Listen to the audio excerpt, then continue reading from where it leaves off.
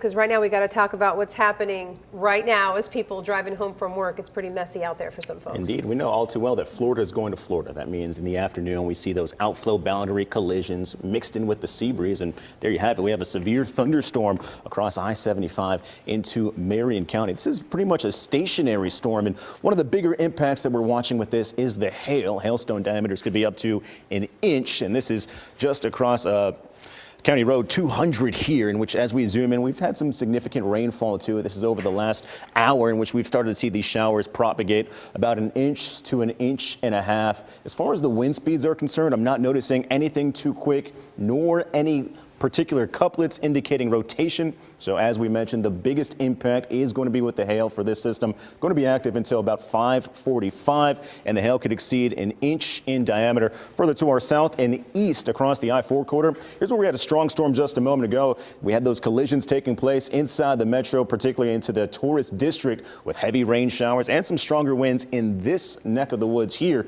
Regardless, though, this is going to continue as we push out of the afternoon and into the start of your early evening. We've even seen some faster wind speeds with this particular cell, upwards of 20 miles per hour. But as far as the rain is concerned, we can see rain falling at a rate of up to 2 inches in just an hour's time span.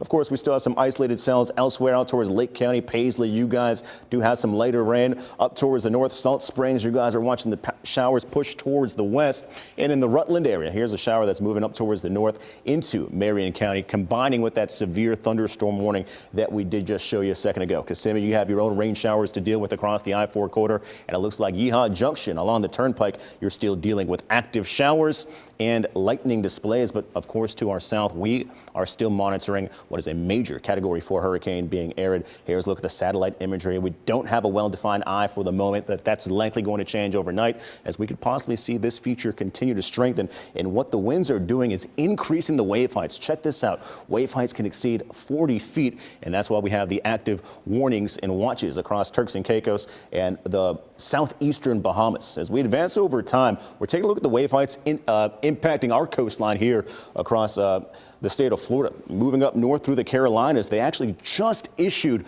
their own tropical storm watches, as they'll be affected by waves that could be anywhere between 9 and 15 feet as we move into the latter half of the upcoming work week. So tropical storm warnings across Turks and Caicos, a tropical storm watch along the southeastern quadrant of the Bahamas. And as we move north, here's your tropical storm watch that was just issued with the 5 o'clock advisory for North Carolina across the Sounds and the Outer Banks. Our wave heights, as we progress throughout the rest of the work week here in Central Florida, will peak on Wednesday anywhere between 9 and 11 feet offshore. Those breaking waves will be a little bit smaller, but this is what it looks like in New Smyrna right now. You see those white caps where winds are coming in from the east at 15 miles per hour. Showers and storms will gradually dissipate as we move past 7 o'clock, maybe a couple lingering showers by 9, but ultimately we'll be starting off the day tomorrow with a little bit more sunshine out the door. 77 degrees for your wake-up temperatures on Tuesday in Orlando, and then towards the middle of the work week, Aaron is staying offshore, but we will still feel those impacts across our coast as it makes the turn towards the north and the east. But there is another system on its heels. I'll be talking more about that disturbance coming up in the next half an hour. But your 7-day forecast does show the rough seas and rip current risks stretching through Thursday. Better weather heading into the start of the weekend. Lower temperatures in the low 90s Saturday and Sunday, and back to the mid 90s by next Monday.